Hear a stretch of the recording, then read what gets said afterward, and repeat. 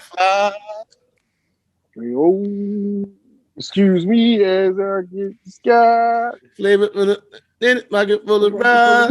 Want to die? For the culture. So the dead body like a vulture. It's Italian. Yo, it gotta be hard to be Red. I mean, it gotta be hard to be Method Man. Yo, the attention the shorties give him. Oh Jesus, yo, bro, they was on it last. Yo, like thirst trap. Yo, the attention he get at 50 is crazy. All the old bros came out the woodward, didn't they? The young joints too. Meth get it across the board. He keep goddamn cutting his goddamn going shirts off and shit. But that's how I'm gonna be when I get been in the gym. Right? You know what I'm saying? I guess when you're in the gym. I'm about to say, shit, fuck you mean? Wait, shit, I get cut up. Guess what the fuck I'm doing? Wife beaters. Nigga, ain't you already cut up? Oh yeah, I can get. I'm smaller though. Bodybuilding Jordan.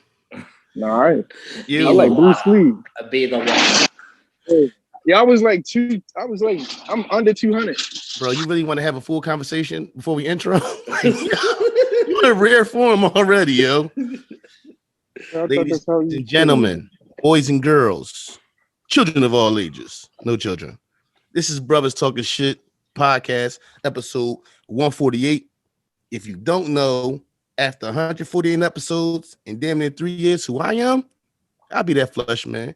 They still calling me the fat boy. I ain't use it, but I still call him Broadish, and I always will be your Huckleberry. And it's Iceberg Shorty, aka the king of controversial comments. I said what I said. I'm at where I'm at. Don't hit me unless you try and cut a big check.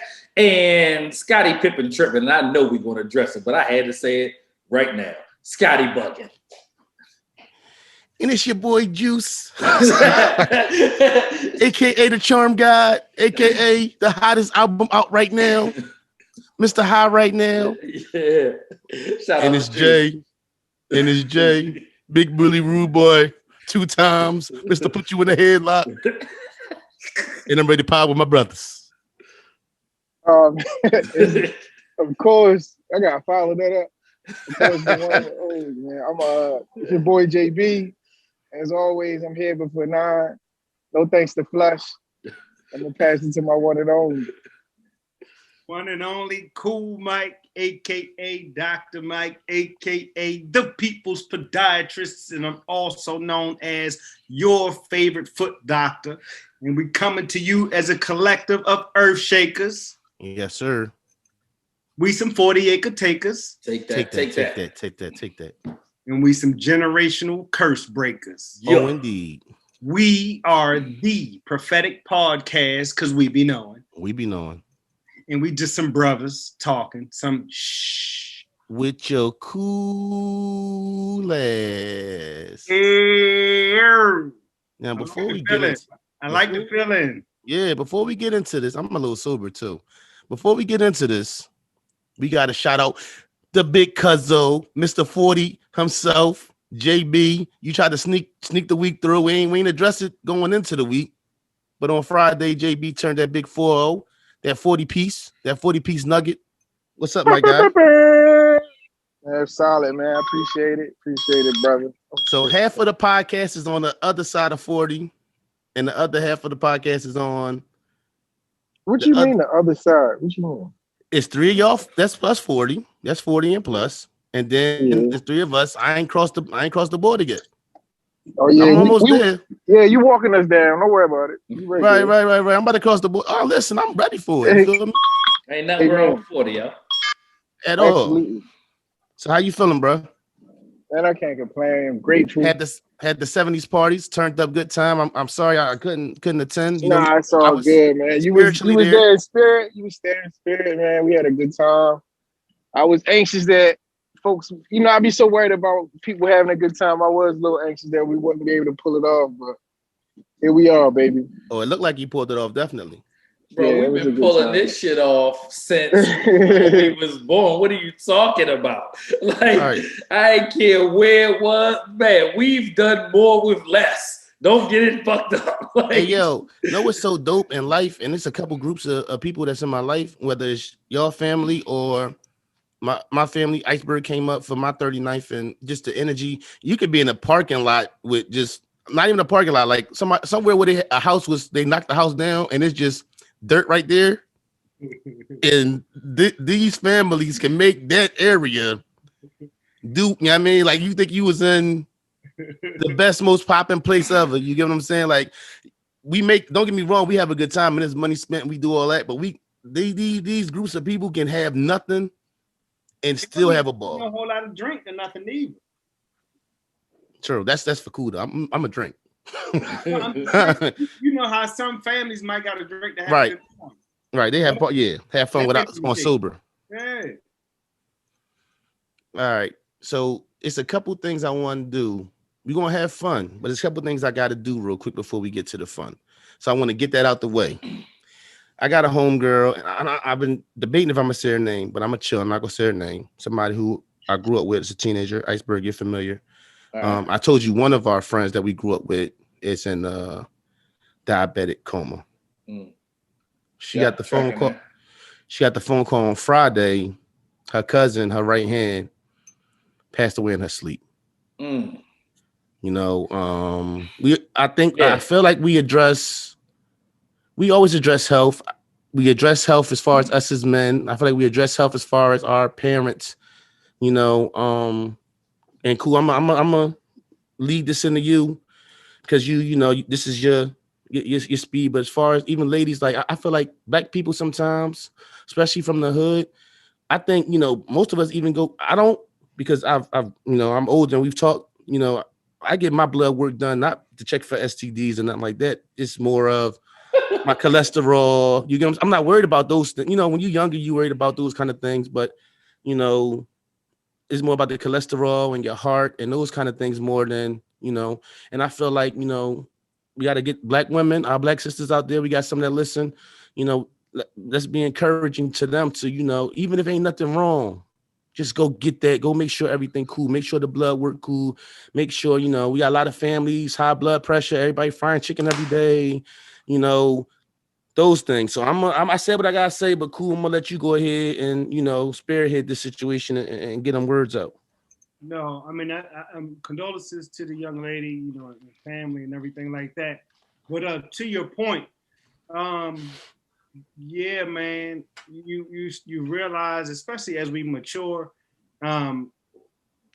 even outside of being a, you know, a healthcare professional, the reality is, my firm belief is we are too informed. There's too many avenues to get information these days to not make better life choices. Now, that's not from a judgmental space. That's from a mirror in front of my own face, if you will. But when you say it, I mean it. I mean it for my folks. I mean it for you all. I want to live. I want us to live. I want, you know, us to not only live, but thrive, right? You know, so it women too, right? And you're right.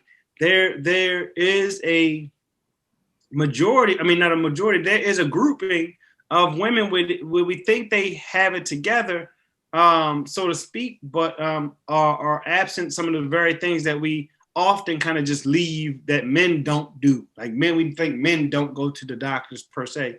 But yeah, these silent killers, man, the diabetes, these things where people tell you pre-diabetes and then you don't go get checked for 3 years, you know, and you full diabetic and shot past a potential to kind of get better with some more conservative measures. So I just think it's always wise to get evaluated, to get a primary care doctor. Start there. Start with asking your circle, whether it be workplace, your family. Don't settle for poor health care, right? Don't settle for a non-communicative medical professional, right? You got a doctor or nurse practitioner and they don't talk, they don't hear you. Find out how to choose somebody else. Nobody should be taking that personally these days, you know, from a healthcare perspective, right? A generation ago, you kind of just did what the doctor said. I'm not saying you disobey a doctor, but I'm saying if you get poor service in a restaurant, you wouldn't keep going back and keep going back. The same thing should be true about your guided healthcare, right? And so also little things that I say, like you be honest with your doctors, right?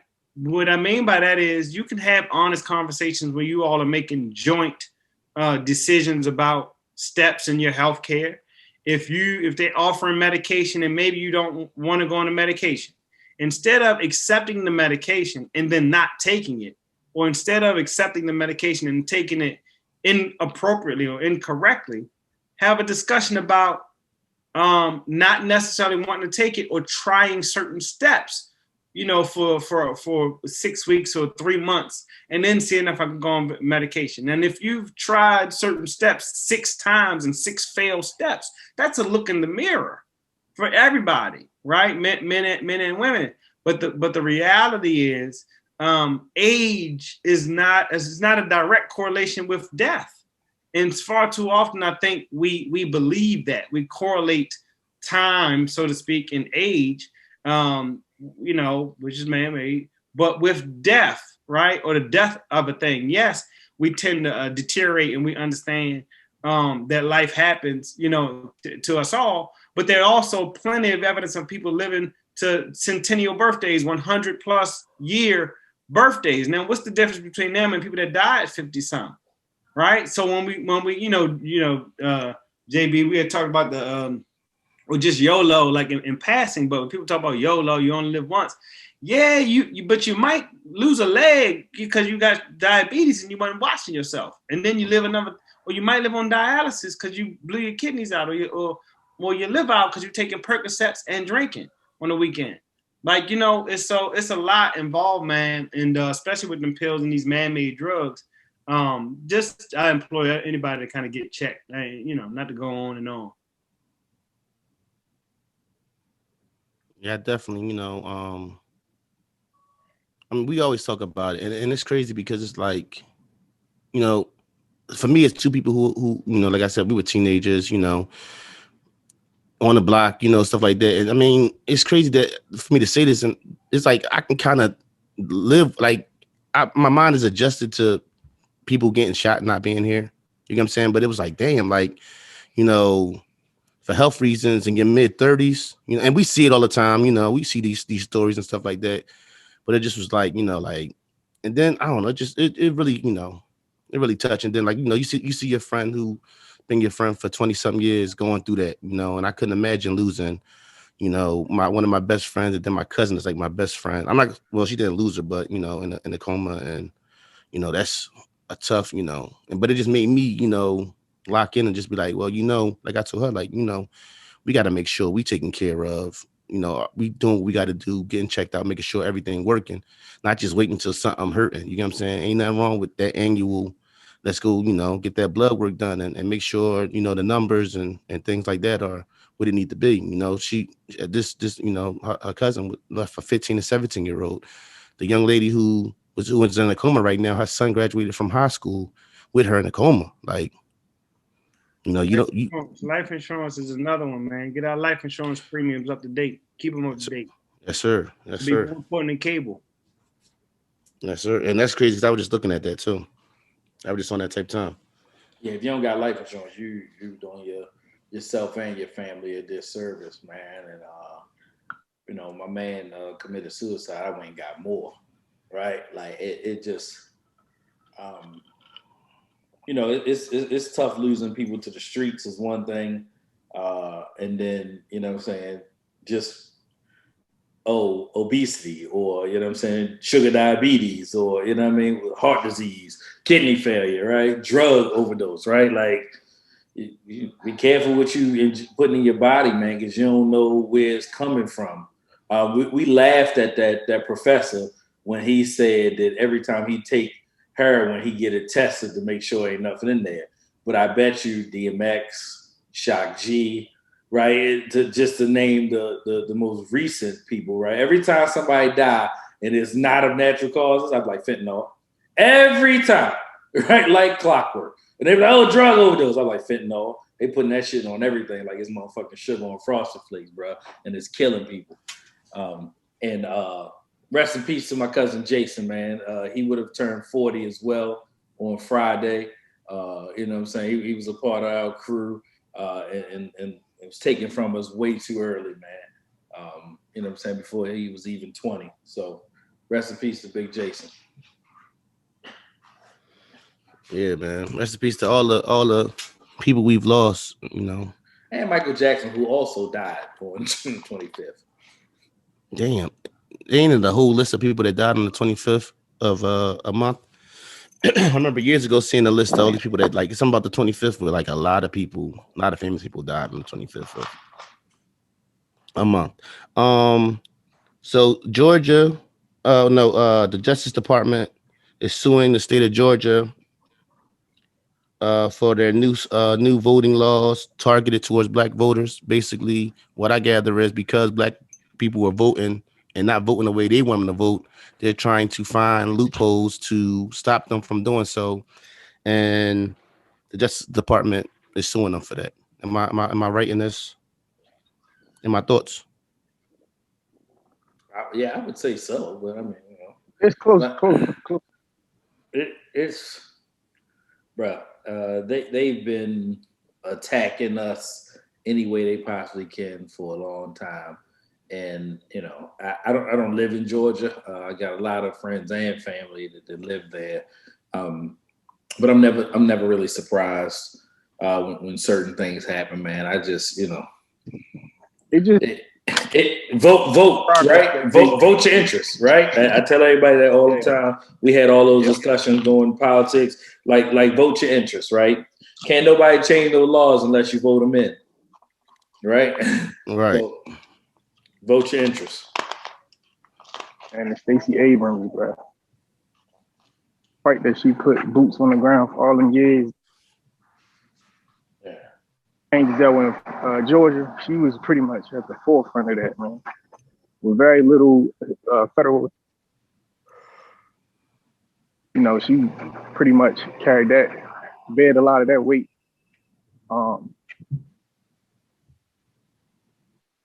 Is he still talking? No. Yeah, I mean, it's unfortunately, is things like this aren't like surprising. Like, you know, it's one of those things where you just kind of, I guess it all depends on what you're into. I try not to get caught up too much because it's almost like it's policing itself at this point, right? The justice, what is it, suing, you know, some voter registration fraud kind of things. I mean, you know, not voter registration fraud, but like voter suppression things that is always same. It's cyclical. It's always an instance. It's always, you know, recounts in this kind of cloaked process on to somebody's complaint, kind of on both sides. So I don't know if living to an age where I almost see it as a money spend, right? Where like, man, it costs money to do these investigations and do these, you know, lawsuits and all that kind of stuff. And it costs, I think, you know, taxpayer money. So what's going to come out of it, you know, all of that, but I won't be paying but as much attention as I need to, you know, because. And I take it like black people must be doing something right because they're going to this extent to make sure, you know, obviously, you know, I guess the results showed that black people were out voting and, you know, continue to do what you're doing because for them to react this way, you know, they're seeing that, you know, I guess at first they thought we wasn't going to do it or, you know, and people stood out there in them lines and did what they had to do last time out. Just continue to do what you're doing. And like, I think Iceberg said, like, and I got a question, like the people who vote for these things to happen, for that law to be put into place, are those people, can you find out who it is? So basically, let's say if you live in Georgia, you make sure you don't vote him in because he was down with that happening. You get what I'm saying? I'm sure. Get them up out of there, man. The governor signed something, you know, if I don't live, but the governor signed the bill or whatever, you know, whatever happened. So I'm sure they can know. Yeah, y'all got to get them up out of there, man. Definitely. One we got to talk about. The Derek Chauvin. He only got 22 years. Was it expected? How y'all feeling as far as hearing that verdict? Because it seemed like it's 22 years, and obviously it can be way less than that with time served or whatever. I was hearing something like that. So even though it seemed like it's a big number, it's not really that much. Definitely better than not guilty, right? Right. Unfortunately, the bar is low here, right? Mm-hmm. It's definitely longer than 10 years. Like, wasn't that old girl did she get that from walking in the dude house? Or something 5 years, like something, Oh, so, yeah, with both of Gene. Yeah. So I mean, I don't know. That's another thing. It starts to be like putting your energy too much into a thing, right? And I almost think that some of these things are placed in front of us, to that end, right? So the reaction to it, I'm glad dude got convicted. I think he was wrong.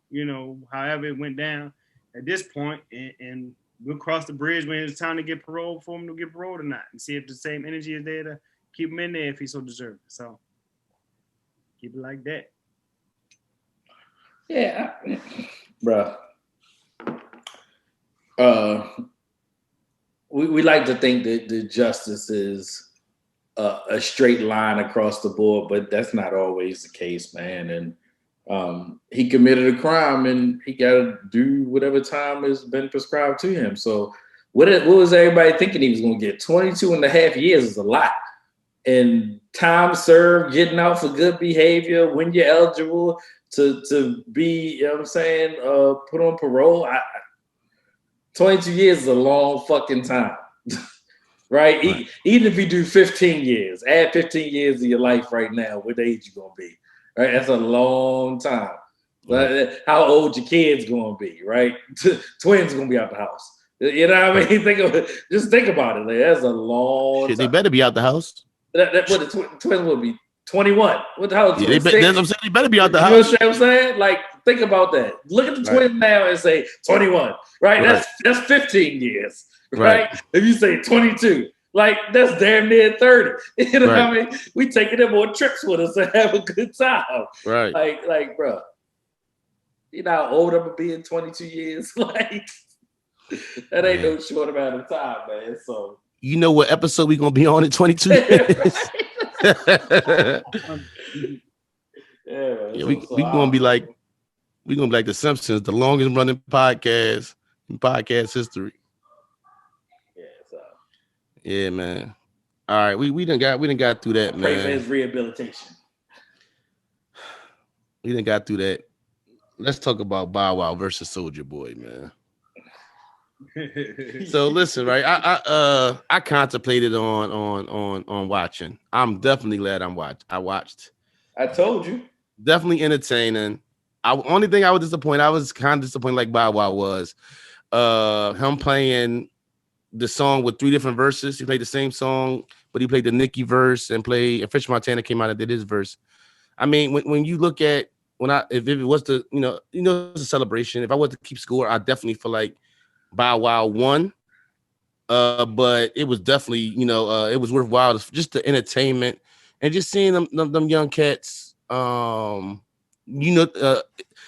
going at each other, but you could tell there's love there. They weren't necessarily my generation. I know a couple of. I know the songs, but I don't know them word for word or whatever. But it was definitely something entertaining to watch, something fun to watch.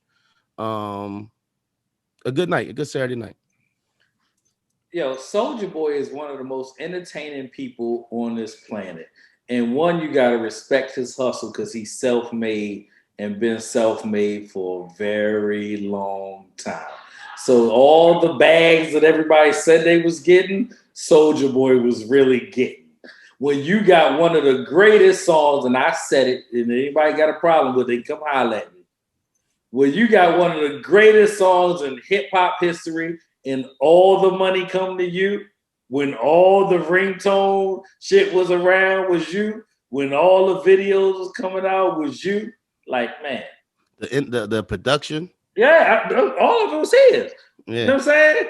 I didn't know he did as many beats as he did. Oh, yeah. Other people. That's where he got his shine from, man. When you came out, like, bro, that song transcended everything, man, and it just kept running for years and years and years, man.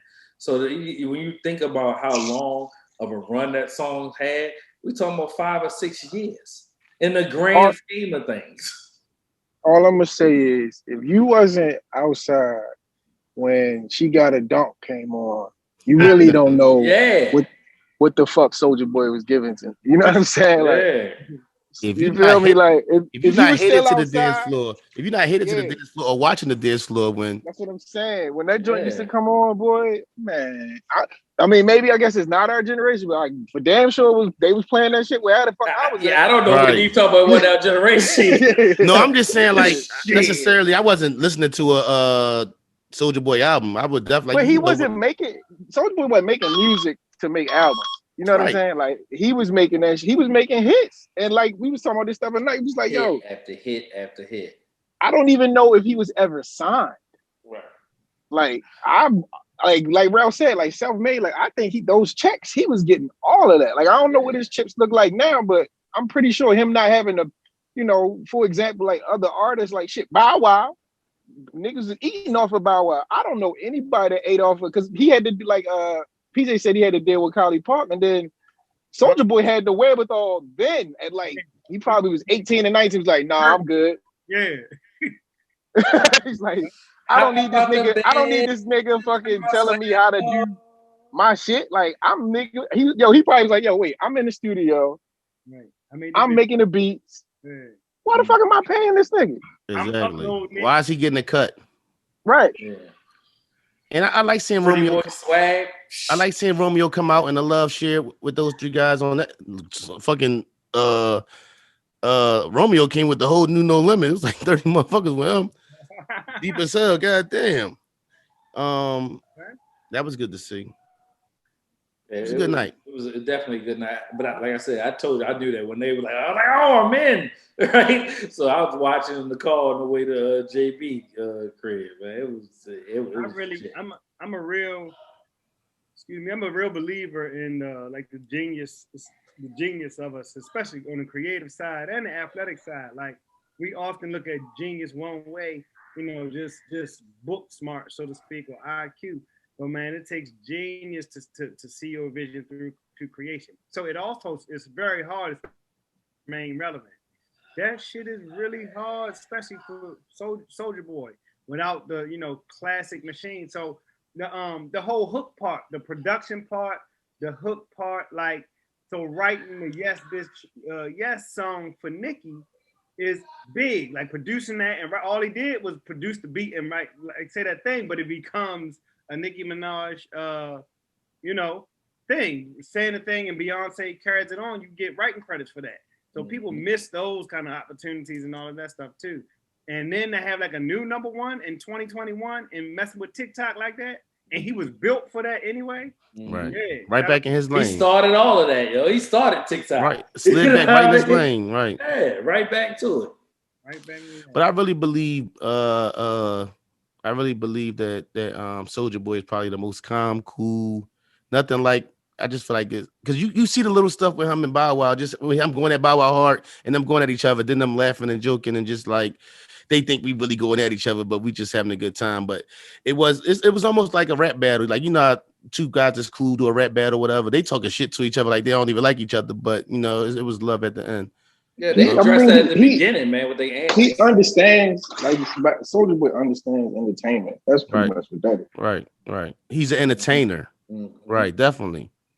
Drake jumped in the comments like, Drake. Then he looked about, I can't believe you don't have a feature with Drake. Like, that's a stunt. Don't get mad at me because you don't got the Drake. You don't got the Drake feature. Drake like had Drake go hit him up. He'd have showed up. Like that would have been epic. That would have shut it down. Like, you couldn't say nothing bad about Soulja Boy in my eyes. Like, if he'd have got there through that Drake joint on, We Made It. We Made It, wasn't it? Yeah. Damn. Definitely a good night. Which is Soulja Boy song, by the way. Which was a banger though. But you know, when Drake jump on it, Drake make it something. Drake make it something different though. The stimulus pack. Yeah. Forgot about that real quick. Did y'all get to watch y'all hometown boy box that night real quick? I saw it. Yeah, that was a good fight. We watched the play-by-play. Shout out to PJ. We was watching on the phone. You know what I'm saying? Play-by-play. So we didn't watch the fight. Floyd got in that corner and told him. Floyd got in that corner in the 10th round and told him, like, yo, listen to me. You damn. It's close. It's too close. Yeah. And he went in there and handled that. Can I say something about that? You go ahead. And everybody familiar, I ain't gonna say anybody seen it because I know y'all did. Everybody familiar with Rocky 5? Yes. Hold on, which one is Rocky 5? With Tommy Morrison. Yeah, what's name came back, right? He was in his corner. When he was fighting and beating everybody's ass and everybody was going to do interviews and they wanted to talk to Rocky about him and it made him seem real puppetish and that's where the conflict started to happen. Like, I don't like Floyd. I don't like Floyd talking in the middle of his questioning in the joint, right?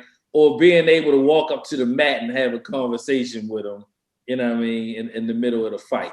Like, if you want to be his fucking trainer, be his fucking no, bro. I'm not debating. I feel what you're saying. I'm telling you how it looked, right? After the fight over, it didn't help. That didn't matter, right? But you know what I'm saying? Floyd talked for at least 2 minutes about, you know what I'm saying, when I met you, you know what I mean? It's real. He was 14 years old. Yeah, like, you know, you can't let him shine the glove. Yeah. Right. Yeah, it's his time, yo. Floyd, you're right. Floyd can be like, yo, y'all can get, there's plenty of microphones that whenever Floyd want to talk, he's free to talk. Let that man have his moment. I feel you on that. And that might become an issue in the future, especially if you don't got the right people around you and people get in his ear and start, you know.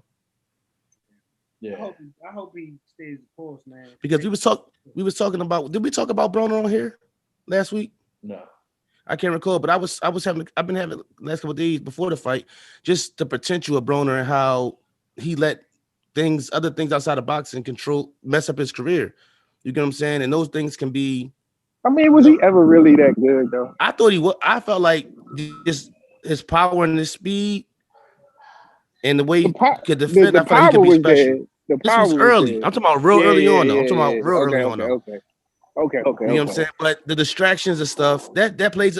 Mike Tyson will probably tell you the same thing. Those distractions and them people not having the right people around you and that energy can ruin your career, can end early. Or you can still fight, but not necessarily live up to your potential. Well, so here's the problem. Adrian Broner came up in a time where he watched Floyd Mayweather's antics, but he didn't have Floyd Mayweather's workout and what's the work ethic is what I'm saying, right? So Floyd had the antics, but you wouldn't see him drinking, you wouldn't see him smoking, right? Like he knew what he was doing it for.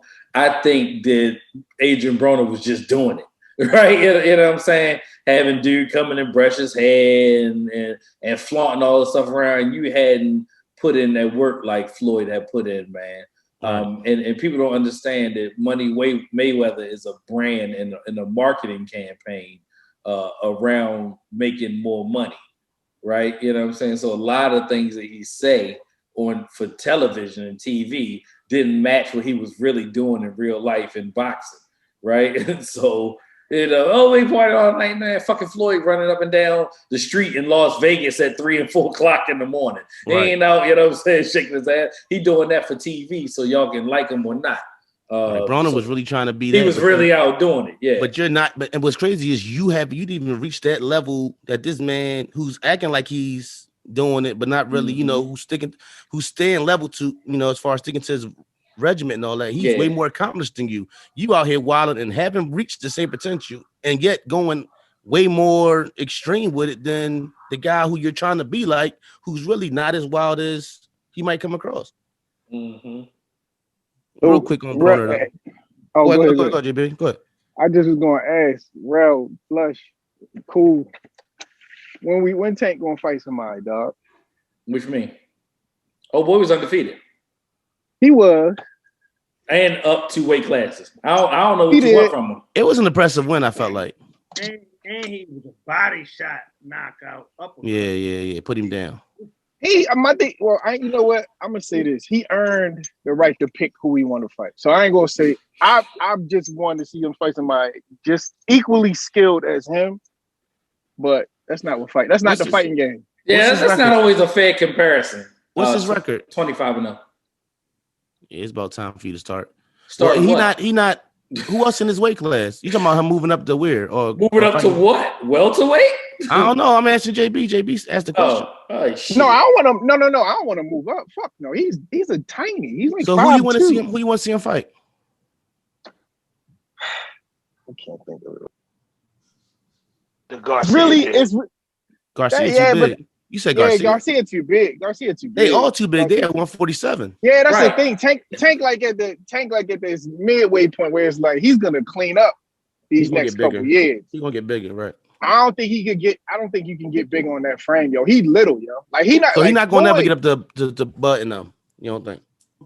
Nah, I don't think he'll be the same boxer. What you think?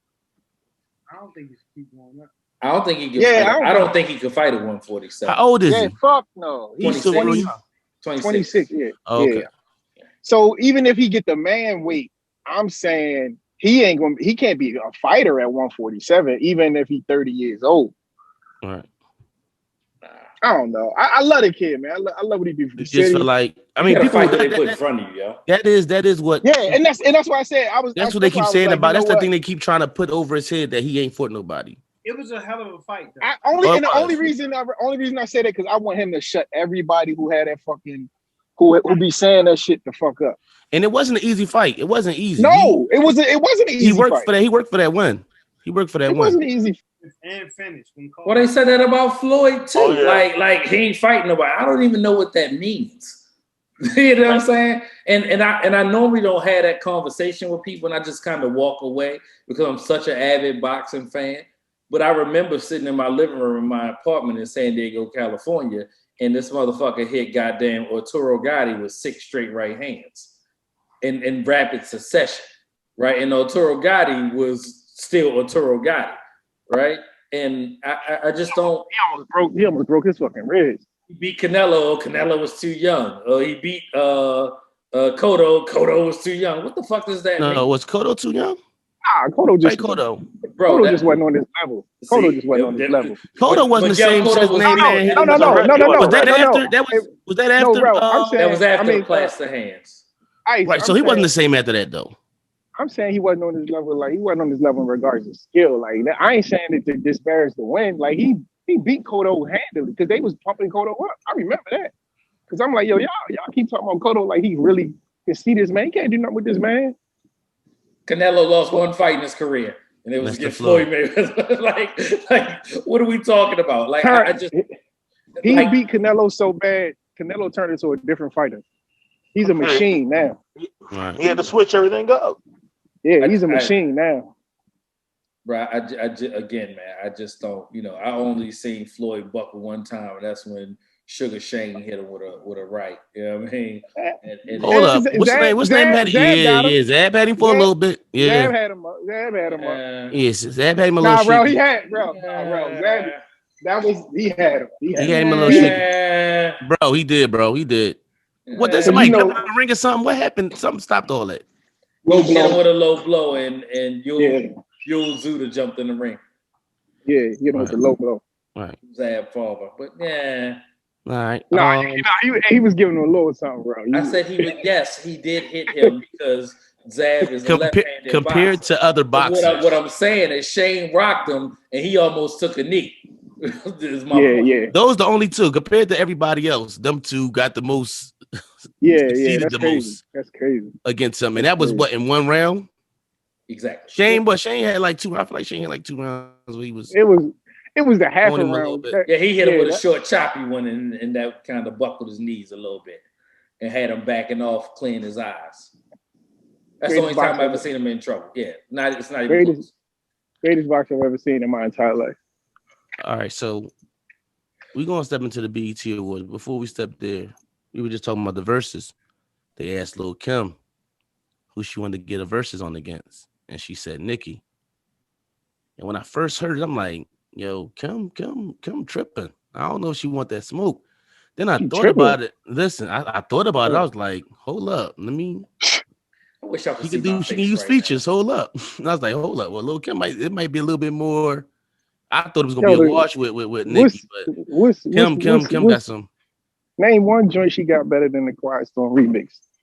Oh, Nicki, that's what I'm saying, bro. What? Excuse me? No, excuse me. What's your question? I said, name one joint she got better than the Quiet Storm remix. Are you talking about Nicki or Kim? Nicki.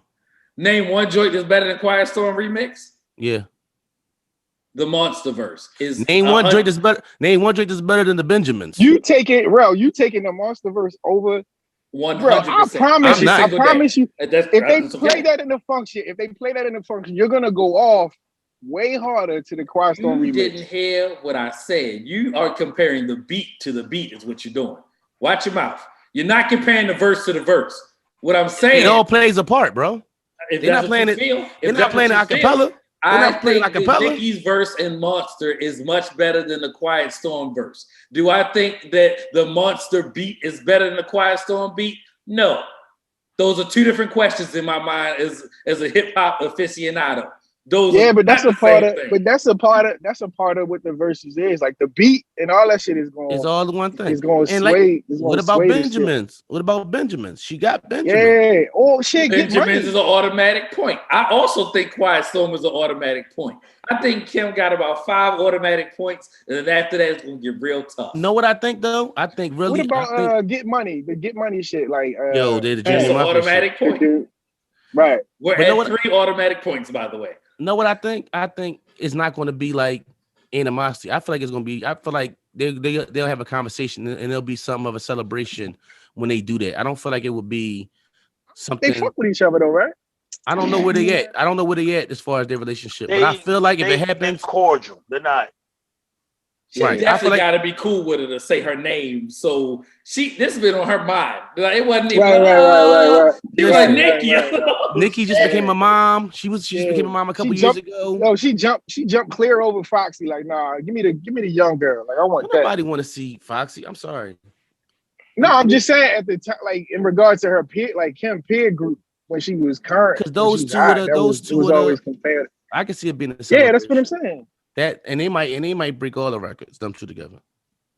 As far as what we seen on the verses. Yeah. Because you think they gonna break the records? Yes. Not even the highest like, watch Nick, versus, especially if they keep it celebrating the Kim women. Kim is a cultural icon, bro. And people gonna want to see people going to show up just to see where the energy at anyway. People going to, especially if they don't make it clear that the energy is good energy. And they just set it up and it happens and we don't know where they at. People are going to tune in just to hope that it's not, or to see if somebody say something slicker. You know, that's what you think was the most grossing verses? It was Jeezy and Gucci, right? Or was it just now Bow Wow and I think Jeezy and Gucci. Because of the energy factor, right? Not the music necessarily. I'll just watch it just to see which face Kim will come up with. It's gonna be a good time. It's gonna be good music, man. It's gonna be good. And I think Lil' Kim struggles after 12. Bro, she still listen. I was sitting back here think. If you think about features, bro, she got Ray J joint. She got Ladies Night. She got how many licks with Cisco? Got it. She got Magic Stick with 50. Got it. I think she got 7 right now. I didn't say she didn't have 20. Bro, we didn't even go to. Hold on, we didn't even go to Queen. Queen bitch. Yeah, we ain't go to that. Now 8. I said struggle after 12 is what I said. We are now at 8. Come up with 4 more. The Jungle Mr. Cheeks. Lady Marmalade is 9. The Jungle Mr. Cheeks. 10. The jump off. That's a jump off. Go ahead. The jump off. The joint with Mary J. Blige. I Can Love You. 11. Junior Mafia shit. Crush on You. 12. Oh, that's a killer. Right. That's a killer. Yeah, I didn't think of that one. Hold on. It's some more. I said she's gonna struggle after 12. Like, no, it's still, bro. It's still. Now. No, I'm not struggling. Okay. Is Magic Stick? We already said. I said Magic Stick. Oh, y'all Magic Stick. All right, my bad. It's stuff on her album, bro. I can't think of it right now. Bro, I'm not debating if there's stuff on her album. I think she got 20 strong. I think she got 20 strong. Shit, fucking Queen. 20 strong. Y'all said Queen, bitch. Yes. Yeah, I said Queen, bitch. I said she would struggle after 12. You know why I said that? Because I've already. No, but 12. If you got 12, no, dog. We didn't really go off her album. Bro, we didn't really go off her album, though. That's fine. We can go off her album, but Nicki got 25 strong, and it's only 20. It's only 20 you played, though, bro. What I'm saying. I said she got 25 strong and still would have some in the clip. That's fine. Let me look at Lil' Kim Jong real quick. Hold It's up. fine. I'm not saying she'll have 20 songs. That's not what the debate is. I said against Nicki Minaj, she would struggle after 12. She only got 5 automatic points. No time. Got it. No matter what they say. Nope. Nope. I said no. Why? Lighters up. Lighters up. Lighters up. That's in there. No. What? I don't see that one. I don't see lighters up. You see where the debates start coming in? You see that? No, you got Junior Mafia stuff and everything. You got big stuff. She would struggle. All right, we'll see. We hope it happens. Against Nicki Minaj. Let's talk about the BET Awards. Now, I haven't for a long time been on my awards, watching awards. That ain't been my thing. But I am glad I tuned in to the BET Awards. What stuck out to me, the BET Awards, the Baby performance was good. It was dope.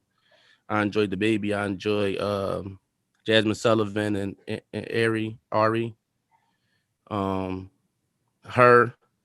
Don't brush over to Jasmine Sullivan and Ari. I'm not brushing. No, I'm saying what stuck out to me. You tried to move on. Like, I know. I said what stuck out to me on top. That shit was fire. Yeah. They killed it. Sullivan bodied that shit. Like, bro. Yeah. I wanted to do my song though. I wanted to do my song.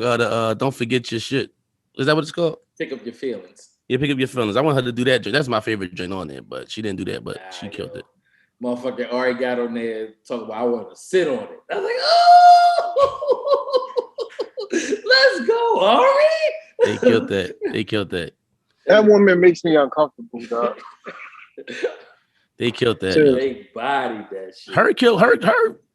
Her did her thing. The one terrible Moneybag Yo was terrible. Her always does her thing though. She up there. Moneybag Yo was terrible. She still can't sing. I'm not even doing that with him. Pause. I'm not doing that. Here we go. I'm just saying. You play me a song where she hit a note, and we're not doing. We're not doing it tonight. We're not doing this tonight. Who else had a? I'm trying to think what else stuck out. I like Taraji. Yeah. Taraji did her thing. I love Taraji. She did her thing. I love her energy. Are we going to talk about Lil Nas X? I mean, we can do whatever y'all want to do. Oh, what he did? He kissed the ball. He kissed the backup dancer at the end of it. Oh, on the joint. Yeah. I'm not sure. Now that we there, right? Like, I just feel like, why? Why did you do that? You get what I'm saying? It's like, for me, it seemed like the whole thing is, first of all, I'm bothered by the fact that all the good performances that happened that night, that was one of the main stories coming out of it. And I feel like it takes away from people who really putting that work into their art. You get what I'm saying? Oh, what's the name of them killed it too? Silk Sonic killed it, of course. I can see that. I can see them perform that. A couple, they ran it back that time. They can run that shit back. That's one of them. I thought it was going. Yeah. They said, y'all want to hear our new song? They said door open, and then they said, y'all want to hear our new song? No, we gonna run back door open and start the shit again. Hey, I was waiting to hear the new song too. I was like sitting there like, all right, and then it was like, no, we ain't doing it. I was like, yo, man. Yeah, so Lil Nas X to me is like it take away from that. Like, I don't get the meaning of, listen, you're gay, you doing your thing, whatever. You lap dancing on the devil, attention. Just like it's about attention, it's not about anything musically. Like the whole thing with even his performance, he did his performance. His performance was the, yo, I gotta pee, yo, you want something from the fridge. That's what it really was, the whole show. You get what I'm saying? Oh, that was one of the performances that you went and did something you had to go do. I wasn't even watching the performance. Then at the end of it, him and his dancers go to the top of the steps and he just kisses the dancer boy. Like it was like I could tell it was like a, let's say like the video, I mean the performance had like a guy that he was trying to get at, and that happened at the end. It would make more sense if that was part of the performance. But for you to just kiss the boy to the left of you just cause, it's like just think about it though. Like, really, what has he really done since the Old Town Road? Right. To keep his name relevant. Weird shit that just make people talk. Exactly. And real quick, dude, that Tyler Creator performance and that song, I love that song. That shit go hard. His drink, he had a dope performance too. Tyler. So I feel like all them, you know, dope performances, all this dope energy. A lot of young ladies out here rapping, doing their thing. A lot of women out here singing, doing their thing. Whether JB City can hit a note or not. It's a lot of talented women out here. I know Ari and what's the name was hitting notes.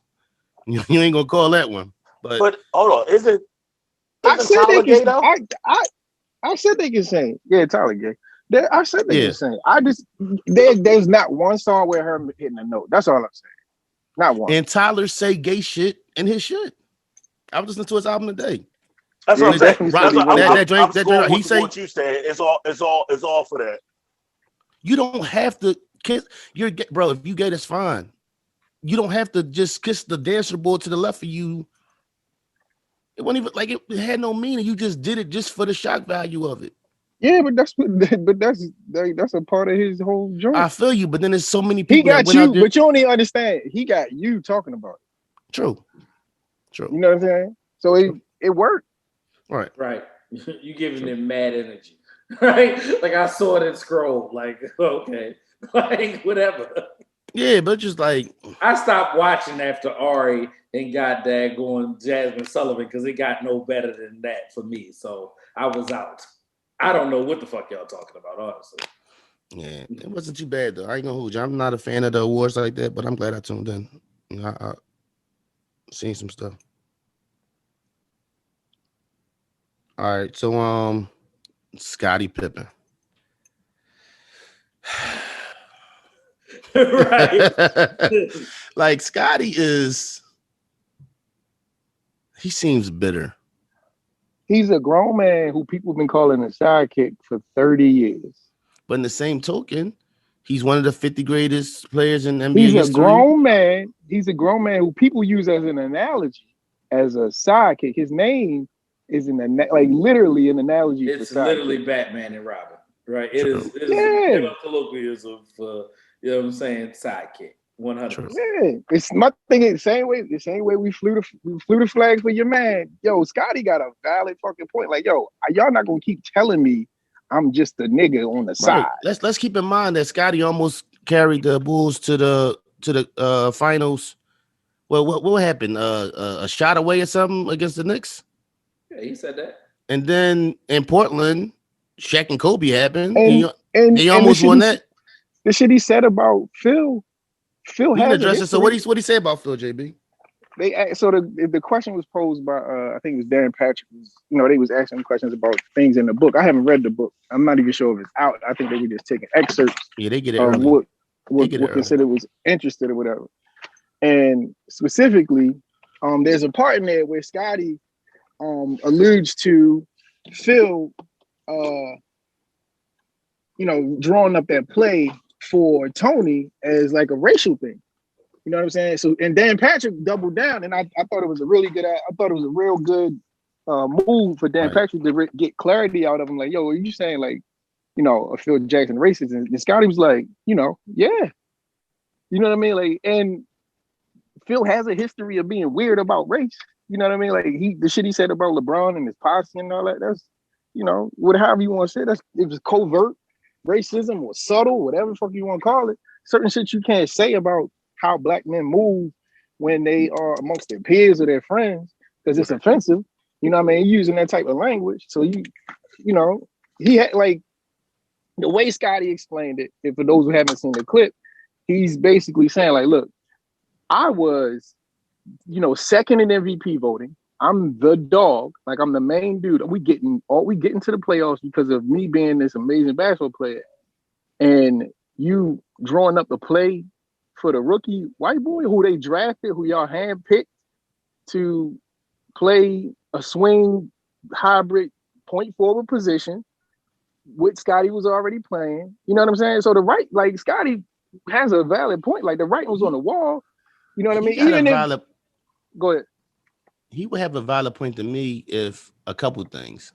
If Tony missed a shot, which he made, if Steve Kerr didn't hit a game-winning shot, or Derek Fisher or Robert Horry, there's plenty of teams with the best scorer or the best shooter or your go-to guys on the floor, but they said the whole twist is the offense already knows if Scottie Pippen's on the floor in that year, as a defense. Hold on, bro. Steve Kerr hitting that shot was a breakdown of the play. But Mike but in the huddle, Mike told him, they show the video all the time. Yo, it's gonna be there for you. Yeah, but I'm saying if Mike didn't get double, just like whatever game that was, when Devin Booker set the pick, who's the scorer, who's the go-to guy with Chris Paul out, set the pick that got all out and that alley-oop to win the game. Hold on, listen. Yeah. The defense is going to focus on the main player. It's not what happens. If you're the Knicks and you're looking at that squad, you're going to focus on Scottie Pippen, right? Right. Yeah. So end of the day, if you're going to be double teamed, possibly, it makes sense to go to somebody who can shoot the shot, and he hit the shot. If you don't hit the shot, then you got an argument. How many times have you been on the court? Nigga put a shot, you be like, and he make you be like, all right, because he hit it. You get what I'm saying? But he wasn't making a point. I don't think he ever said that. I don't think he ever said that he felt like it was. And then he made it worse by sitting the play out. Like, at the end of the day, I'm not justifying. Yeah. I ain't justifying. No, I ain't justifying. I'm not. He definitely was he broadish. I never justify anything. Like I never justify anything what anyone does when they decision make. I provide a different level of context. So he set out that play. He put himself before the team. He made it about him. Oh no, him not going out on that floor. Scotty left them out. Listen, and that's so crazy. You play 82 games. That was a playoff game, right? Yeah. You play 82 games. You get to this point. No, that was regular season game. Okay, well, you get to that. It was towards the end of the season, whatever. You get to that point. All that, like you said, you carried the team. You did all this. You get to that point to let the team down by not even stepping on the court. No, that was fucked up. He make all his work that he did that year without MJ. It really don't mean nothing when it look irrelevant. Right, you made it about yourself. Yeah, that's when I heard this comment, and that's like kind of how I took it. Like you're kind of jealous that this guy took this shit, and like I was like, oh, personally, I was like, when I read that shit, I was like, oh, this motherfucker's been drinking. He's been drinking his own bourbon. I don't think he's drunk, and now he's just coming back at it. I think it's jealousy. I don't think you stay in this. How many years later? Scotty tired of being like almost a secondhand statement, like type. You know what I'm saying? Like secondhand compliments. Bro, you so bitter about something that happened 27 years ago. You get what I'm saying?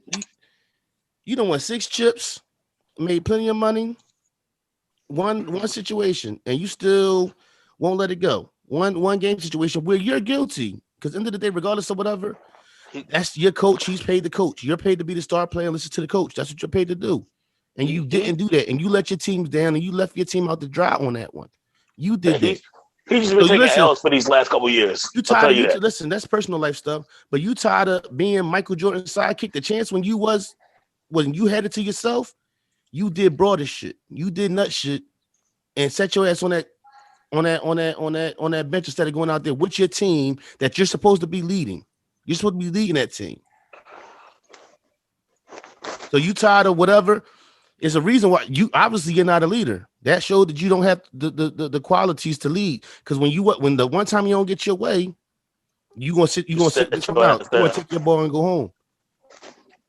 So I mean, what they say about you might be right. That's something you got to live with though. And something you still bitter about 27 years later.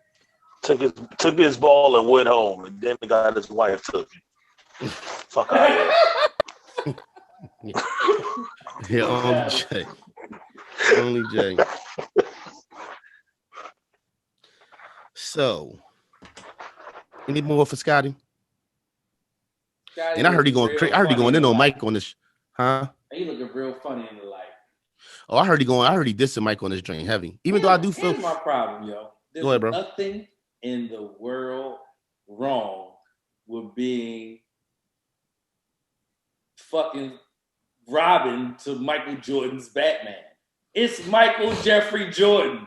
People will argue all day that Michael Jordan's the greatest basketball player to live. I don't understand what the problem is. Like, what were you going to do? What were you going to fucking do? You know what's crazy? He got the best. He got one of the best comebacks. How many did Mike win without me? None. Right. That should be enough for you. As much as they say, oh, you wouldn't have got 6 without Mike. Mike didn't win none without me. But he's not understanding that though. Like if you say Shaq, what do you think of? I mean, you could say Shaq and Kobe, but I mean, it's a couple different. He won without Kobe. That's the first Kobe thing. won without him. But that's the first thing. One of the first things you're gonna think of. You like Shaq, Kobe, right? You know what I'm saying? You ain't gonna say Wade first. You ain't gonna say wherever else. You're gonna say Shaq, Kobe first. Then you might think, oh yeah, he got one without Kobe or whatever. He's not understanding that aspect of life. He's just thinking, 27 years. I'm tired of people saying, how was it feel to win a ring with Mike, or how was it this? Like, take it and go. The twist is, you don't mind when they talk about how you dunked on Ewing. Like, they don't mind being celebrated. You get what I'm saying? Like, the celebration of whatever you do, it's all good when that happens. That's what I see in a lot of these athletes. The celebration of what you do is cool, but when somebody bring up something that you didn't do, it's an issue. You know what I'm saying? I'll tell you what, if I get down 10 pounds, I'm jumping on Jordan the same way on the rim. Whoa. On the rim, but I said on the rim, bro. Come on, you can't pause me on that shit, bro. You said you jumping on Jordan on the rim. I'm dunking on him. Just the same way. At the rim. At the rim. Okay. Still, you borderline with that one. What you had, Cool? Did he ever give specific examples of how Phil Jackson was racist? JB, what you see, JB? Hey, excuse me, real quick. I just want to address that last comment from our brother Jay about jumping on me. Everybody okay with that? That was weird. Yeah, I said that. Jesus Christ, Jay. Go ahead, Cool. Oh no, Cool asked JB, did he have any other examples of where Phil was racist? I didn't. So I haven't read the book, but I know there was like the LeBron situation, and some like political leanings over time. Nothing solid for real. But I'm just saying, I guess I was going off from Scottie perspective. You know what I mean? No. Yeah, well, Phil has. Go ahead. Cool. I'm sorry, I wasn't even challenging, because nothing would surprise me, on that front. And it may be one of those things where it was a feeling, a sense, or a vibe more than a gotcha, or smoking gun, I guess. But I don't know. But Phil did always seem to cater to the star more anyway. Even with Shaq and Kobe, when Kobe was young, Kobe had little stuff he felt like Phil was more, I felt, to things being, him being on Shaq's side with things. I recall early, when Kobe was coming up. So that might be it. You know what I'm saying? He might feel like, I think Phil, he just don't feel acknowledged. They said he felt like he didn't get enough respect on the Bulls, the doc that they had out. He felt like he didn't get enough respect on that. So I just think it's a whole fucking lot, yo. Right. You got a lot going on. A whole lot, man. Like he doing the most, man. And he's being very broadish. I don't know if Phil racist, and nor do I care, man. But he called Kobe uncoachable, but went back and coached him with 2 more rings. Right. How was Scottie being broadish and not your man? That's all I want to know. Kwame? Yeah. How do we get back to Kwame? And know what's crazy? Let me tell y'all something.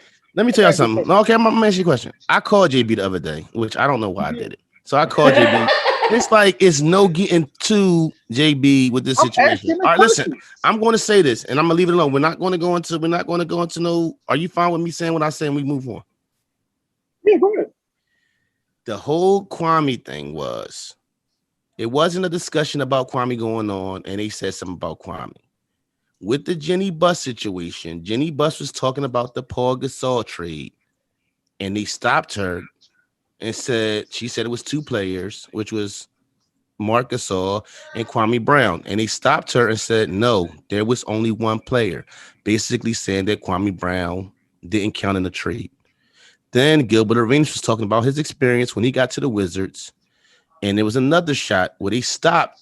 He was just talking about being with the Wizards and, Kwame was there and this, that, and the third, and we could continue with his story. And they stopped him in his story to say something that's dissing towards Kwame.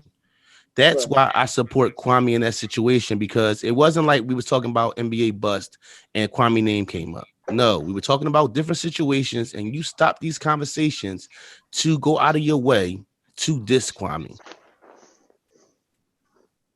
That's the difference, JB. You didn't explain the difference, but we're gonna let it go. Yeah. Well, I'm not having this conversation with you ever again. I mean, you didn't. You didn't. No, you didn't. I mean, okay, you didn't. That's fine. I didn't. Let's fuck up.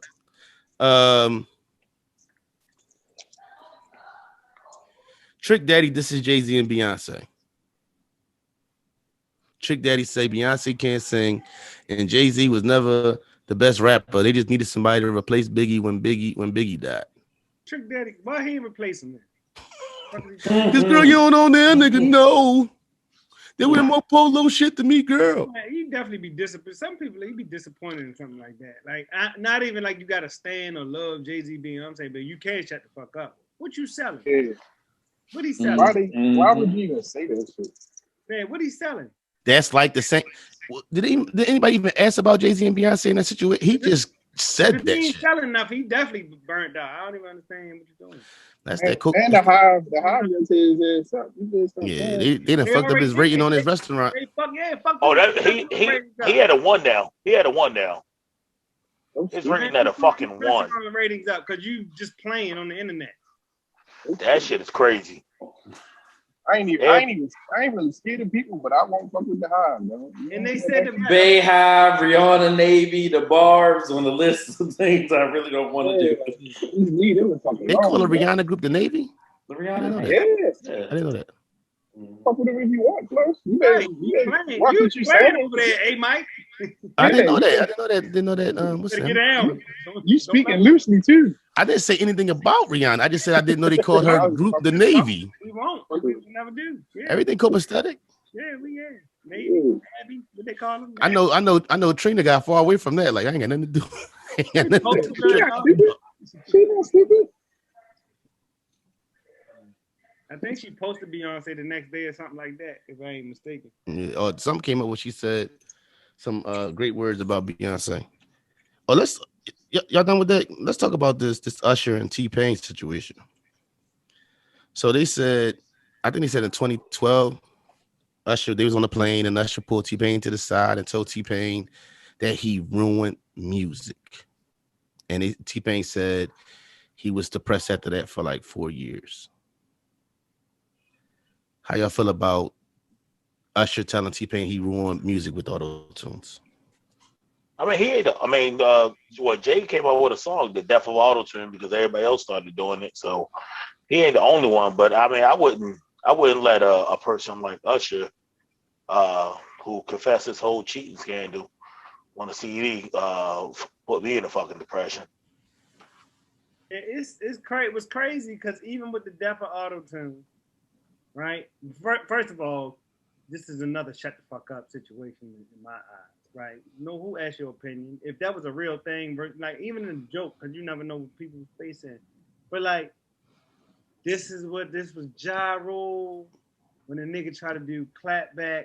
I mean, I know, some people rock it, but like he took you all the way out your lane. All Ja Rule had to do was keep singing. All T-Pain had to do was keep T-Paining. This nigga took it from Roger Troutman, was like 70s, 80s, and brought it all the way to still present day. They're still using the shit. All he had to do was stay in his lane, keep doing him. And it's sad that he ain't see it at the time. I guess hindsight 2020. He could have switched up, made an album where he didn't use it, and that shit would have went. He's a hook melody guy. We know hook melody guys win. He's chorus. He's still putting out quality. Yeah. Him on a feature, he might get you. Yeah. So people saying what's destroy music, they still using the fucking auto-tune. How could you destroy music if the very people that said you did it used the shit? Usher used it after that. Yeah, he done had auto-tune hits since then. It's almost like you gotta use it these days. I'm gonna let y'all. All he had to do was keep singing. All he had to do was keep singing it. He kind of addressed it on the I think it was the Three Rings album, when the song called Karaoke. But yeah, I mean, people still use it to this day. It's crazy that you will let that get to you, and T-Pain had bad management at the time, and people had I think with that conversation that he had with Usher, along with having bad management and people not making him, but suggesting him to do investments which turned bad, and you seeing your money just disappear. and eventually be broke. It's T-Pain broke. Yo, that He nigga. was. Yo, He was. Instead of just dissing Jay-Z, he should have took the ball and made a fucking song. You T-Painted too much. You T-Pain and just fucking flipped that shit. Yeah. And rap right over it and kept the fuck singing. But I know everybody you gotta go through the thing. He'd have killed that shit. Iceberg, I'm gonna let you go because I got a different kind of let's see. I understand wherever headspace you're in when somebody of Usher caliber says it to you and you may not realize or recognize who you are. But like to Cool Point, Usher started goddamn using auto-tune and T-Pain never stopped. So I think that, you know, him saying it today, it was more tongue-in-cheek than anything, right? You know, Jay-Z did that for the auto-tune and Usher said something to you. You ain't fucking stopped. And you got at least 10 or 15 hits after that, right? You know what I'm saying? I mean, straight motherfucking bangers. And T-Pain is the fucking GOAT. Like, I don't even, yeah, I guess, again, people can say things to you to put you in a bad mental space. And I just think that's all that really was, man. I'm not even going to dig that deep into it. Like, T-Pain is still fucking T-Pain. Like. You know what I think it was? I think Usher had ran into his run had slowed up. Usher had a run. Them albums that he put out, the Confessions and all that, he was doing his thing. And T-Pain come. And then he put something out. And then and maybe his record sales wasn't his record sales that he normally do. Or his singles wasn't popping like they normally was. And he looked around and he said, you know what? It's auto-tune's fault. That I'm not getting, that you messing it up for the singers. If you do what you do and people fuck with it, they gonna fuck with it. Ain't nothing changing that. Something else could come out that's hot. They not gonna leave that. To me, it felt like a thing whereas though Usher felt like his music wasn't, he felt like, oh, I'm in the same space. I'm still who I am. Why ain't I having the same success I had? Oh, it's what he doing. Oh, this they can't even sing, and he's on everything. He's on every hook. They calling him instead of calling me. Oh, they calling him instead of calling me. Oh, he on this person hook. Oh, he doing this and he doing that. Everybody T-Pain. My numbers ain't looking the same. That's what it seemed like to me. So it was more of a, huh? So you think it was hate? Yeah, because his success, you know, he had the little run, and it's been a little while really since Usher really had, and Usher done tried everything. He one of them guys. He just sat back here and tried to be the young, instead of sticking to the Usher, now he's back with Jermaine and getting it right. He tried to get to the young producers and try to do, instead of just being who you are. But I think it was a thing where as though what you was doing wasn't working for you as much. You wasn't, and then it comes to a point too where as though that artist might feel like, oh, you know, when you got that like Nori with Pharrell, Usher and Jermaine, Usher might feel like, oh, it ain't Jermaine writing, it's me, it's my talent, it's my voice. So you're not doing music with Jermaine no more, and then your music ain't doing the numbers it's doing, and it's like, it ain't me, it ain't the guys or the songs I'm choosing, or I'm trying to give you another one of these or whatever. I'm trying to find my way, and this guy just having success. Everything he touches just, he can't even sing. You call it hate. Yeah. And he can sing. I don't know what. Well, I'm just saying he can't hit a note like I hit a note. You get what I'm saying? That's fine. Yeah, like that's totally I'm just saying fine. that's what. So, and it's sad that you put this man through this, and it was probably your own issues with yourself and what was going on with your career at that time that made you that wasn't seeing the success of the Confessions of 8701 and all that. But you took that out on T-Pain. Yeah. That's how I take that one. Fuck Usher for making T-Pain feel some type of way. Definitely. I don't want to mess her name up. Sha'Carri Richardson, the Olympian. Sha'Carri Richardson, the Olympian. That girl fast, boy. I'm looking forward to see how Olympics go, man. Y'all ready for the Olympics? How y'all feeling about it? It's a odd year and all that. I'm always ready for the Olympics. Don't nobody say shit to me when I'm watching the Olympics. I am an Olympic fanatic. I was supposed to be in motherfucking Tokyo for this. I had my room booked and everything. But the only thing about the odd year, the Olympics being, is I get the Olympics in 3 more years and not 4. So like, it's all good. Where is it? Where is it in 24? Paris. Yeah. Oh, that's gonna be crazy. Right. Oui. Right. Yeah, they gonna have that on they gonna have that on the South too, because they need that water. Yeah. You think Shorty going clean up big in the Olympics? Shakari? Yeah. Clean up big where? In the Olympics. She's just in the 100. What do you mean? She's just in the 100. Oh, that's the only race she do? Yeah. Oh, Yeah. okay. I mean, the only bad part that I didn't like, or I should say, is that when they're banned from wearing anything that says Black Lives Matter or anything form of political expression. When they came out and said that, it was just like, all right, well. But that's not exclusive. That's not something that's new. It's not something exclusive to just the U.S. Even you go back to damn, I can't even think of my man. John Carlos. Brothers.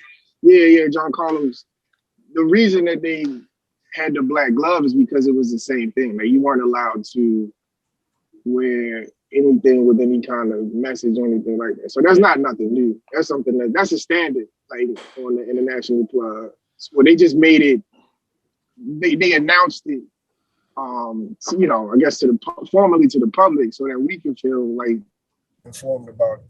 Right. So here's the thing about the world today. The Olympics is supposed to be free of all political affiliation and war and everything. You got to think, we had the Olympics in Germany during World War II, right?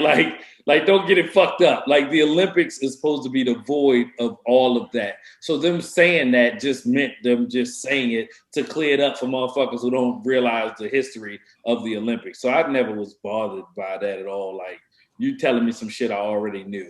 Right. Yeah. You know, so it much to do about nothing when it comes to that, man. The Olympics is supposed to be about sport and competition, and that's it, and nothing else. Nothing else, really. What's y'all's favorite race? I'm a relay guy. 4x100. I like all the track and field. I ain't gonna hold you. I like watching. I don't got a favorite. I like, track and field and anything that Michael Phelps get into. Yeah, I ain't even heard nothing about Phelps. He's done. He's done. I mean, he's got his medals. He's done. Yeah, he's done. Oh, you saying anything with Michael Phelps? I thought he was going again or something. No, I'm just saying. You're just saying in the past, like anything. Usain Bolt. Who? Usain Bolt. Oh. And what's the one girl? Allison Felix. Allison is running. Yeah. So anything like that. Fifth Olympics. Yeah, one of those two. I just watched it the other day in the pre-trials and stuff like that. Yeah. And then Johan Blake for Jamaica. Yeah. And just those two, really those two countries, the U.S. versus Jamaica. I always love that because it's love until you line up, and then you know, those 9 seconds or whatever it may be will determine everything else. Let's go get it. Something that's about to happen that is kind of important to me, you know, through all my years of watching the NBA. Marv Albert's about to retire. And I guess, I mean, to me, you know, that's one of the voices being a kid. When I think back the NBA on NBC, the Bulls versus the Knicks, all them games, Marv Albert, his sayings, his way of going about things. We kind of forget about him biting on my hose like Marv Albert. We kind of forget about that little situation. Who said they can, right? When they can. Yeah. I remember that little scenario. But Marv Albert, man, has been a part of our basketball lives as much as Kobe, Mike. You know, his voice. Don't get me wrong, we in good hands with Mike Breen and, you know, a couple casters out there. But Marv Albert was one of them guys, like, you know, his sayings, and, you know, wasn't he? They used his voice on NBA Jams, I think. But you know, he's gonna be missed. You know, Marv Albert, you know, going off into the sunset, retiring. If you're an NBA fan, I think that stands out. Yeah, you definitely got a memorable voice, a notable voice. Mm-hmm. Not gonna miss him. You said you're not gonna miss him? No. Yeah, I mean, we in good hands. Mike Breen, some guys out there. It'll be different. Chris Webber? Chris Webber is the what's the name guy though. He's not do you miss Chris Webber? That was my question. What you mean on? Fucking announcer. He just quit in the middle of this year. See? I know. Are you really comparing Chris Webber and Marv Alberts. I don't really care. The only person I would miss today is Mark Jackson. Like, that's it. Van Gundy, you can't have. I might miss Van Gundy, but I would miss Mark Jackson more. Craig Sager had a good run too, though. Craig Sager was the sideline boy, though. What's Hubie Brown? Shout out Hubie Brown. Hubie Brown always be talking to Hubie Brown. Be giving you plenty of information when he. I want Nike to put out the Craig Sagers like this. Rest in, I'm about to say that. Rest in peace to Craig Sager. Yeah. Do we want to talk about this game Father's Day post? I don't even know nothing about it. The game at the day after Father's Day, the game had came on social media and basically made a video saying that, you know, he just don't feel appreciated. He didn't feel appreciated on Father's Day. His son got him something, his oldest son got him something, but as far as his other kids and just the people he take care of on a daily basis, he didn't receive no love from those people. And he said basically officially starting that day, he was, you know, done with a bunch of people in his life because he felt like, you know, all the things that he does and what he does for his children, he felt underappreciated. And I think what's his name had came out and had a quote like that too. Ace Hood came out saying the same thing about, you know, just not feeling appreciated on Father's Day. I mean, Ace Hood was more mad because he couldn't see his kids. Like, Ace Hood, right. The baby mama was she was keeping the kids from him. So, but as far as, you know, the game, I mean, yeah, I don't know. I wasn't up on it.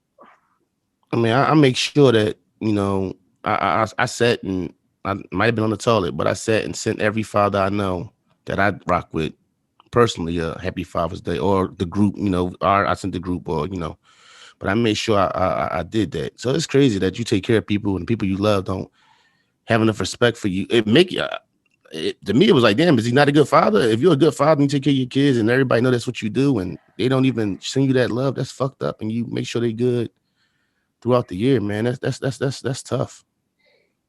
Can I say something about the holidays, yo? I hate sending messages. I actually hate getting messages too.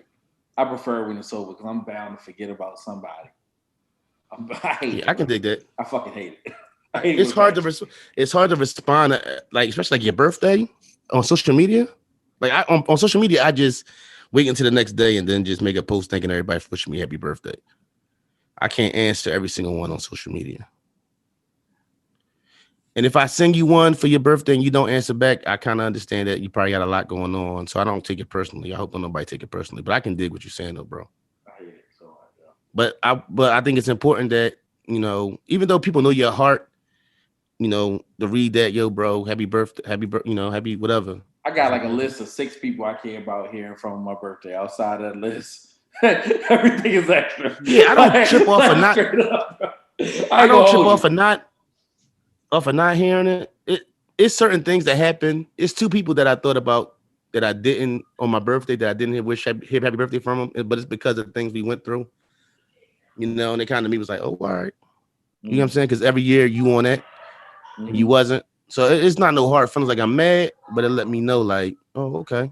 You know, especially when somebody hits you up and act like everything good, and then I guess things don't go their way, and then they don't hit you. It's like, oh, that wasn't sincere. Okay, cool. So it's fine.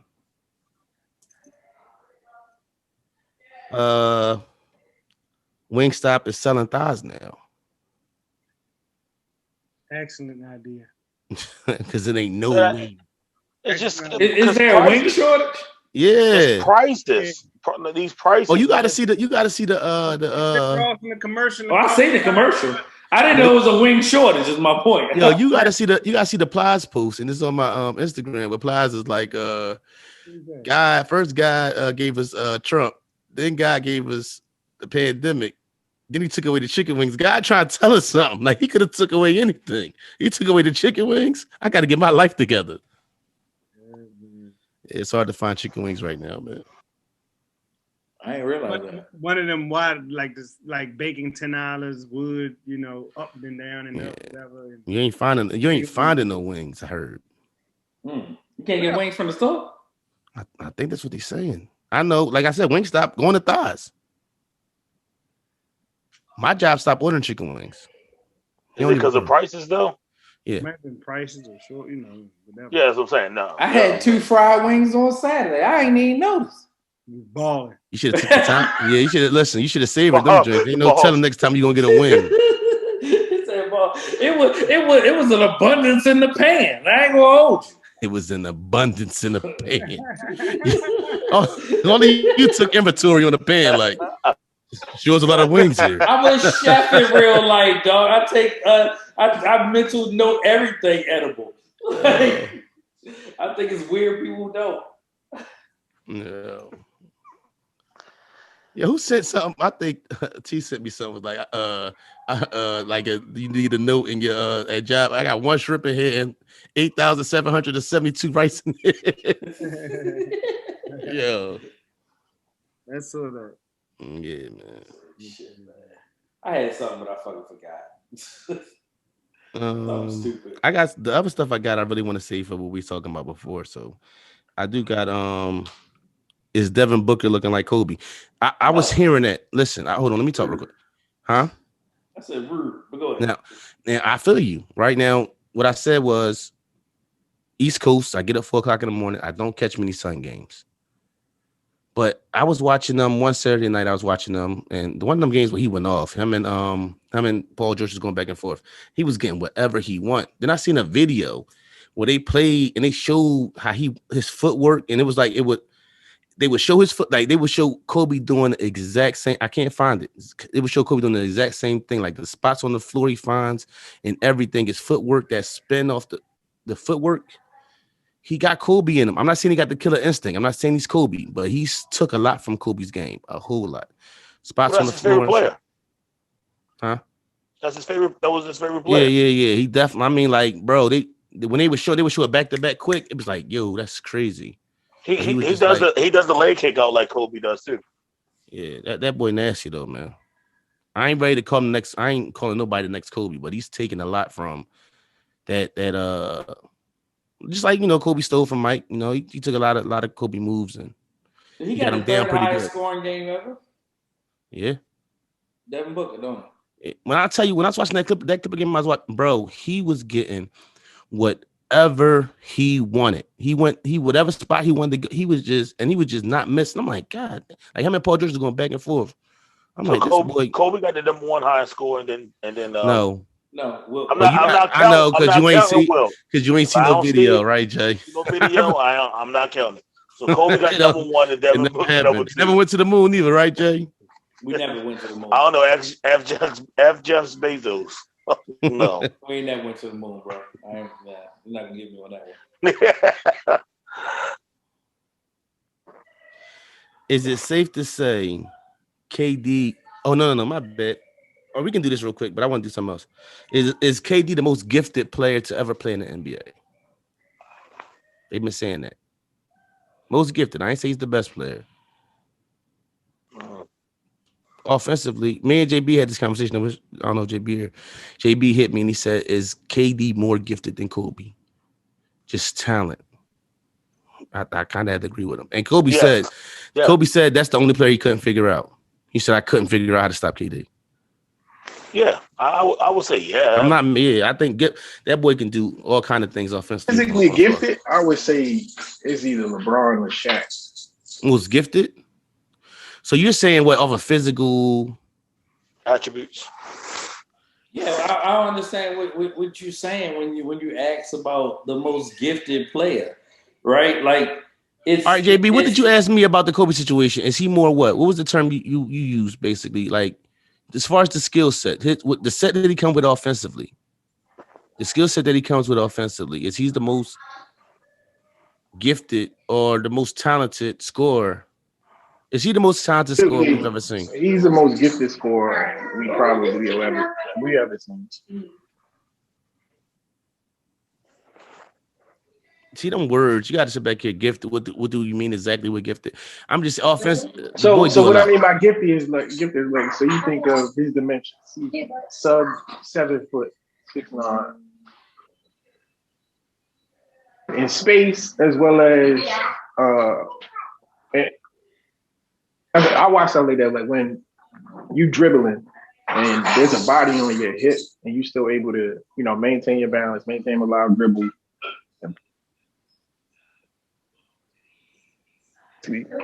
Like that's you going in and out, JB.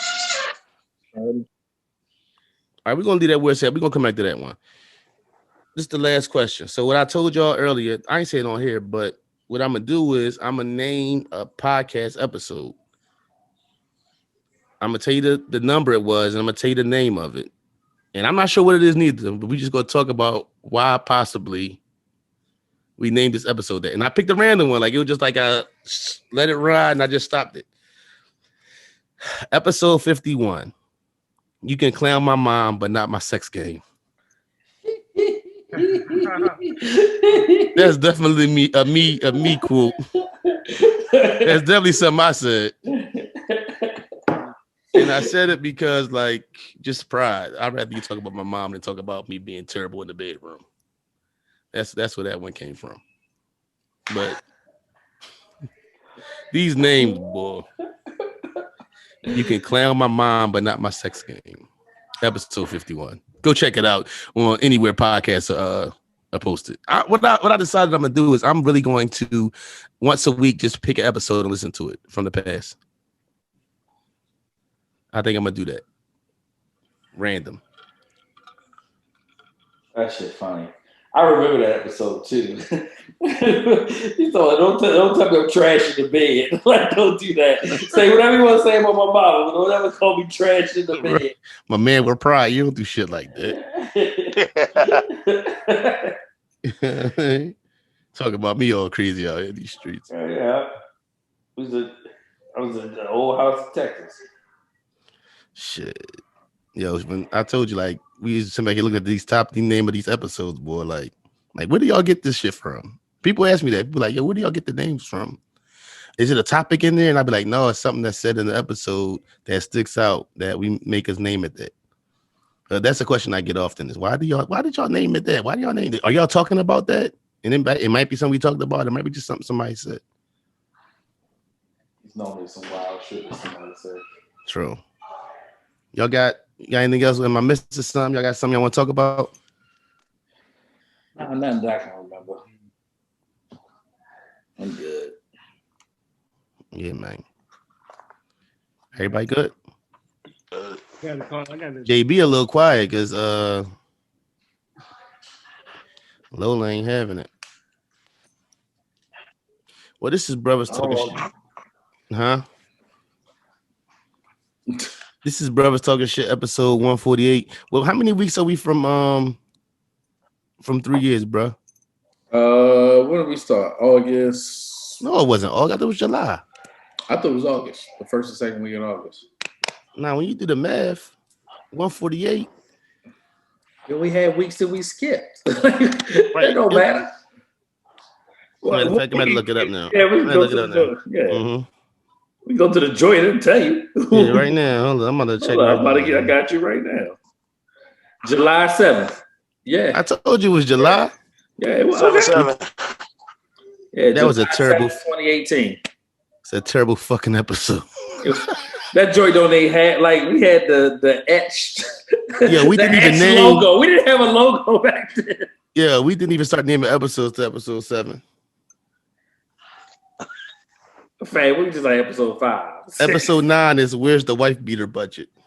That's the name of the episode. This shit is wild. We recorded episode 2 5 times. We did because somebody erased the shit. No. Remember, it wouldn't record when I was doing it in the car. Remember, I used to record from the car. Yo, one time I was dumb high. This is Brother Talking Shit episode 148. We out of here, fellas. All right. Love y'all, fellas. Yeah.